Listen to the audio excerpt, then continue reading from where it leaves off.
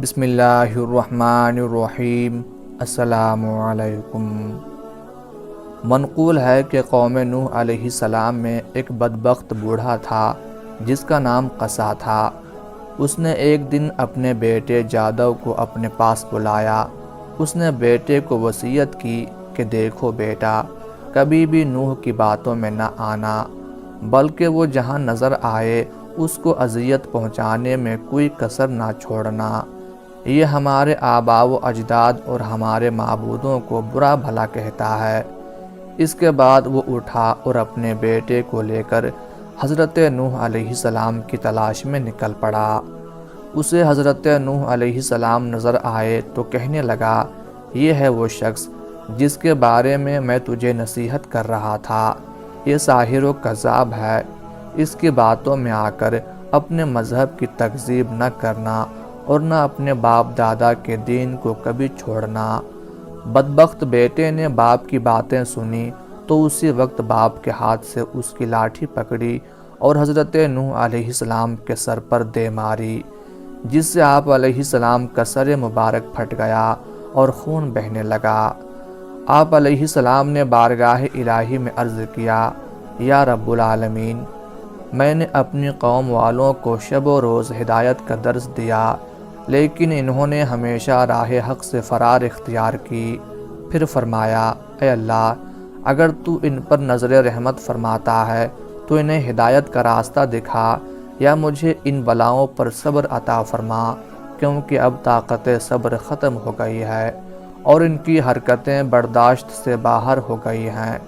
کاش مجھے علم ہوتا کہ اس قوم سے کوئی بھی ہدایت پالے گا۔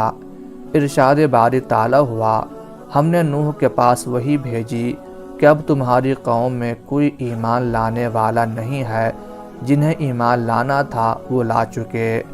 پھر ارشاد باری تعالیٰ ہوا، اے نوح، اب ہدایت پانے والوں میں نہ تو باپ کی صلبوں میں اور نہ ماؤں کے ارحام میں کوئی باقی رہا ہے۔ تو پھر حضرت نوح علیہ السلام نے عرض کیا، اے رب العالمین، تو خطۂ زمین پر کسی کافر کو زندہ نہ رکھ۔ حضرت نوح علیہ السلام کی یہ دعا قبول ہوئی اور عذاب کا حکم جاری ہو گیا۔ امام ابن کثیر رحمۃ اللہ علیہ نقل کرتے ہیں کہ حضرت نوح علیہ السلام کی ولادت حضرت آدم علیہ السلام کی وفات کے 126 سال بعد ہوئی۔ آپ علیہ السلام کا شمار اللہ تعالیٰ کے ان جلیل القدر انبیاء میں ہوتا ہے جن کا تذکرہ قرآن پاک میں فرمایا گیا، اور قرآن پاک کے 28 سورتوں میں آپ کا ذکر خیر فرمایا گیا۔ آپ علیہ السلام نے پیغمبروں میں سے طویل عمر پائی، اس کے باوجود آپ کا کوئی دانت نہ گرا اور نہ کوئی بال سفید ہوا۔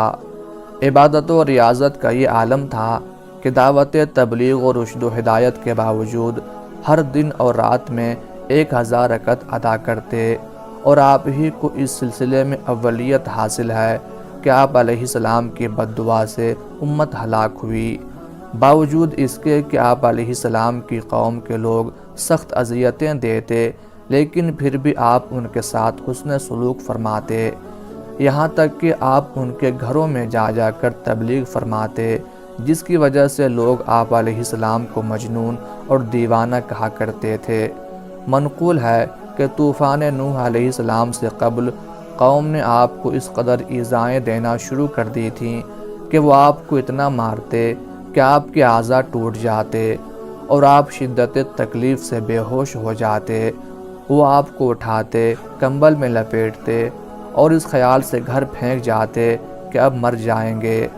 کئی بار ایسا ہوتا کہ گھر میں پھینک کر اوپر پتھر بھی ڈال جاتے۔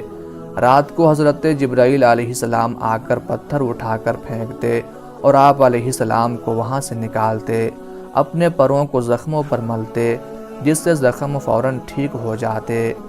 اگلا دن ہوتا تو آپ علیہ السلام پھر قوم کو گمراہی سے نکالنے کے لیے نکل پڑتے۔ تاریخ طبری میں ہے کہ حضرت ابن عباس رضی اللہ تعالی عنہ سے ایک روایت مروی ہے کہ اللہ تعالیٰ نے 480 سال کی عمر میں حضرت نوح علیہ السلام کو نبوت عطا فرمائی۔ 120 سال آپ علیہ السلام نے لوگوں کو اللہ کے دین کی طرف بلایا، لیکن قوم نے کسی بات کو بھی ماننے سے انکار کر دیا۔ پھر اللہ تعالیٰ نے آپ علیہ السلام کو کشتی بنانے کا حکم دیا۔ جب آپ کشتی بنانے میں مصروف تھے تو آپ کی قوم آپ کا مذاق اڑاتی تھی۔ کوئی کہتا کہ اے نوح علیہ السلام، اب تم بڑھئی بن گئے، حالانکہ پہلے تم کہا کرتے تھے کہ میں خدا کا نبی ہوں۔ کوئی کہتا اے نوح، اس خشک زمین میں تم کشتی کیوں بنا رہے ہو؟ آپ علیہ السلام ان کے جواب میں یہی فرماتے تھے کہ آج تم ہم سے مذاق کرتے ہو، لیکن مت گھبراؤ، جب اللہ کا عذاب بصورت طوفان آ جائے گا تو ہم تمہارا مذاق اڑائیں گے۔ اور جب آپ علیہ السلام کشتی بنا کر اس میں سوار ہوئے، اس وقت آپ کی عمر مبارک 600 سال تھی۔ پھر عذاب نازل ہوا اور تمام سرکش و نافرمان پانی کے عذاب میں غرق ہو گئے۔ حضرت ابن عباس رضی اللہ تعالی عنہ فرماتے ہیں کہ نوح علیہ السلام نے کشتی کے بعد 350 سال مزید زندہ رہے۔ حضرت کعب احبار رضی اللہ تعالی عنہ فرماتے ہیں کہ جب حضرت نوح علیہ السلام کی وفات کا وقت قریب آیا تو آپ ایک پہاڑ پر سیر فرما رہے تھے۔ حضرت ملک الموت روح قبض کرنے کے لیے تشریف لائے تو آپ کے پیچھے پہاڑ پر تشریف لے گئے۔ جب ملک الموت کا سامنا حضرت نوح علیہ السلام سے ہوا تو عرض کی، موت کا وقت ہو چکا ہے۔ حضرت نوح علیہ السلام نے موت کی تکلیف کا تصور کیا تو زوردار نعرہ بلند کیا، حتیٰ کہ یہ سن کر جنگل کے تمام جانور جمع ہونے لگے۔ پھر آپ علیہ السلام نے ملک الموت سے برائے تعلیم امت فرمایا، مجھے اتنی مہلت دی جائے کہ میں اپنے گھر والوں سے رخصت ہو لوں۔ آپ علیہ السلام کا یوں فرمانا اس وجہ سے نہ تھا کہ معاذ اللہ آپ موت سے فرار حاصل کرنا چاہ رہے تھے، بلکہ آپ تو امت کو یہ درس دے رہے تھے کہ موت کا لمحہ آنے سے پہلے پہلے جو اچھے اعمال کر سکتے ہو کر گزرو، کیونکہ بوقت انتقال کسی عمل کی مہلت نہیں ملے گی۔ چنانچہ ملک الموت نے کہا کہ مجھے اس کی اجازت نہیں کہ مہلت دی جائے۔ یہ سن کر آپ نے فرمایا کہ اس جنگل میں میری نماز جنازہ کون پڑھے گا؟ ملک الموت نے کہا، ابھی حضرت جبرائیل علیہ السلام ملائکہ کی ایک جماعت کے ساتھ سفر میں ہیں جو اسی مقصد کے لیے آ رہے ہیں۔ یہ معلوم ہوا تو آپ وعدہ الہی کی تکمیل کے لیے رضامند ہو گئے۔